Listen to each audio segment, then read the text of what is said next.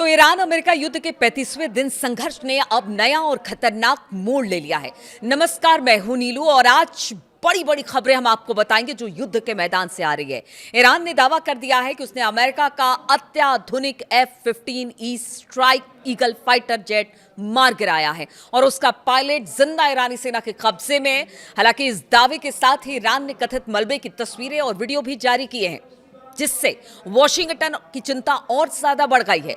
ईरानी दावे के मुताबिक अमेरिकी F-15E पर मिसाइलों से हमला किया गया है। हमले के बाद पायलट ने इजेक्ट कर पैराशूट से कूदने की कोशिश की और बताया जा रहा है कि पायलट ईरानी सीमा में उतरा, जहां पर उसे ईरानी सेना ने धर दबोचा। ईरान का दावा है कि घटनास्थल से मिला मलबा अमेरिकी F-15E का है। हालांकि अमेरिका ने इन सभी दावों को सिरे से खारिज कर दिया है और कहा है कि उसके सभी विमान सुरक्षित हैं। तो देखिए, इस तरह से भी वॉरफेयर का ये हिस्सा है जहां पर दबाव बनाने की कोशिश इस तरह की खबरों के साथ की जाती है। हालांकि जो वीडियो सामने आया है उससे अमेरिका तो कहता है कि हमारे सारे विमान सुरक्षित है, वो इससे इत्तेफाक ही नहीं रखता, लेकिन ईरान का बड़ा दावा इसे माना जा रहा है।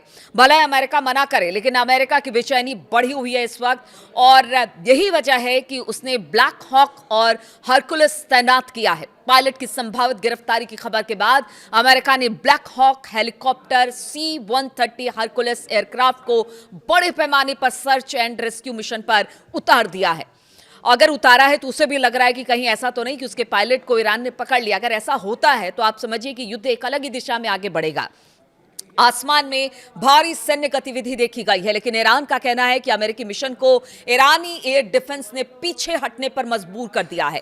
इससे पहले भी Iran F-35 stealth fighter jet को मार गिराने का दावा कर चुका है। सेंट्रल ईरान में मिसाइलों से हमला दिखाने वाला यह वीडियो जारी किया गया है, जिसे अब अमेरिका के ही दो प्रतिष्ठित अखबार वॉशिंगटन और न्यूयॉर्क टाइम्स ने छापा है कि हाँ, ये बिल्कुल सही है। F-35 को दुनिया का सबसे उन्नत 5वीं पीढ़ी का स्टेल्थ फाइटर माना जाता है, जिसकी कीमत करीब करीब 670 करोड़ से 910 करोड़ या 1000 करोड़ आप मान लीजिए कि इसके करीब बताई जाती है। और अगर अमेरिका का ये विमान F-35 जिस तरह से ईरान ने कहा है कि उसने मार गिराया है, और इसी बीच खबर आई कि दो पायलट जिस तरह से अमेरिका के ईरान में इजेक्ट हुए थे, उसमें एक पायलट तो अमेरिका ने खोज लिया, लेकिन दूसरे पायलट की तलाश चल रही है। तो देखिए, ईरान लगातार अमेरिकी जो फाइटर प्लेन्स है उनको निशाना बना रहा है। ईरान के दावे बड़े बड़े हैं और अमेरिका की मुश्किल बढ़ी हुई है। ईरान की खुली चेतावनी अब दे दी है IRGC की तरफ से। जो IRGC के प्रवक्ता हैं, उन्होंने अमेरिका और इजराइल को चेतावनी देते हुए कहा है कि हम तेल अवीव के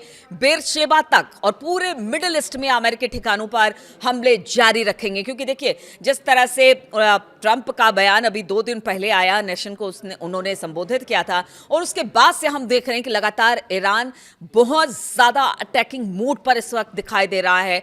और वो अब ये कह रहा है कि पूरे मिडिल ईस्ट में अमेरिकी ठिकानों पर उनके हमले लगातार जारी रहेंगे। हमले जारी रखने की बात IRGC के प्रवक्ता ने कहा है। ईरान अपने दुश्मनों को कभी नहीं छोड़ेगा, ईरान का ये कहना है। अमेरिकी जवाब भी अब इसको लेकर आया है और इसके बाद बताया जा रहा है कि जो ये बयान आया था IRGC के प्रवक्ता के बाद, उसके बाद ईरान का सबसे ऊंचा पुल तबाह कर दिया गया। ईरान के दावों के कुछ ही घंटों के बाद अमेरिका ने मिडिल ईस्ट के सबसे ऊंचे पुल बी-ओने हाईवे ब्रिज को हवाई हमले से तबाह कर दिया। इसकी तस्वीरें हम देख रहे थे कि किस तरह से आई और पूरा का पूरा पुल जो है वो ध्वस्त हो गया। ये पुल जो है वो तेहरान को करच शहर से जोड़ता है और बहुत ही अहम माना जाता है। हमले में 2 लोगों की मौत भी हुई थी और कई लोग इसमें घायल भी हुए हैं, जिन्हें की इलाज इस वक्त उनका चल रहा है। ट्रंप ने कहा कि अब ईरान इस पुल का इस्तेमाल नहीं कर सकेगा। अब भी समय है कि ईरान समझौता कर ले। तो दबाव बनाने की कोशिश अमेरिका की तरफ से है, लेकिन ईरान है, उसने अब एक बड़ी धमकी दे दी है। ईरान के पुल को तोड़ा गया, ईरान ने पलटवार की धमकी दी है और ईरान ने अब अमेरिका और इजराइल के हमलों को युद्ध अपराध बताते हुए मिडिल ईस्ट के 8 रणनीतिक पुलों की एक पूरी फहरिस्त जारी कर दी है। आपको बताएं, जो 8 पुल हैं वो उनमें कौन कौन से पुल शामिल हैं।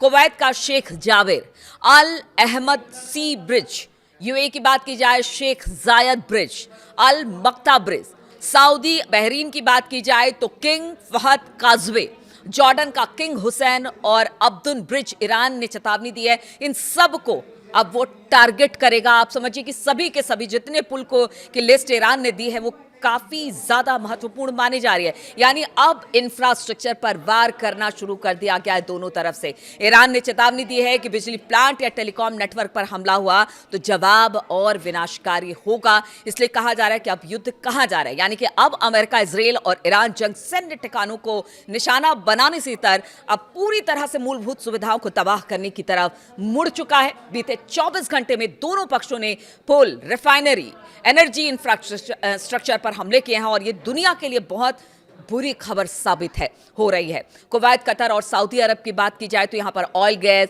फैसिलिटीज और ईरान के साउथ पार्स गैस फील्ड को पहले ही इस युद्ध में काफी नुकसान पहुंचा है।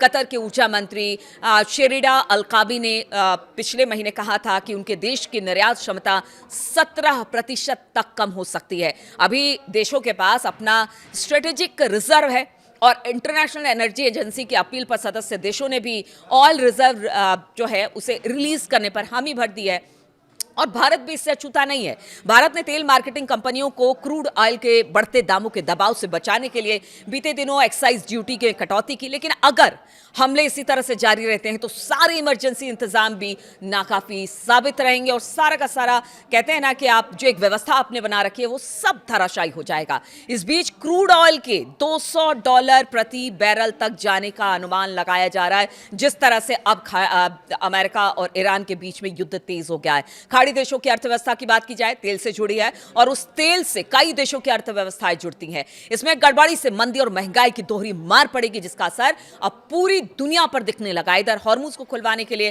कई देश मिलकर प्रयास कर रहे हैं। ये तो जरूरी है कि जल्द से जल्द ये युद्ध रुकना चाहिए, वरना आप समझिए कि इससे पूरी दुनिया आगे आने वाले दिनों में, क्योंकि जिस तरह से तेज होते चले जा रहे हैं हमले, ट्रंप कहते हैं कि 2-3 हफ्ते में निकल जाएंगे, लेकिन अब इंफ्रास्ट्रक्चर को निशाना बनाया जा रहा है, चाहे वो ईरान की तरफ से हो या अमेरिका की तरफ से। ईरान का कहना है कि पहले अमेरिका ने किया है, इसलिए अब उसको इसका अंजाम भुगतना पड़ेगा। यानी अब ट्रंप जो 2-3 हफ्ते की बात कर रहे थे उसमें लग नहीं रहा है कि युद्ध 2-3 हफ्ते में समाप्त होगा। यहां से युद्ध और बढ़ेगा। दुनिया की चिंता इसको लेकर और ज्यादा बढ़ गई है और कहा यह जा रहा है कि अगर ये युद्ध नहीं हुआ, अब मतलब रुका, तो आप समझिए कि कोविड से भी बुरी स्थिति पूरी दुनिया की हो जाएगी। पूरी दुनिया मंदी के कगार पर पहुंच जाएगी। इसलिए सब यही कोशिश करें कि किसी तरह से भी ये युद्ध को यहीं पर रोका जाए।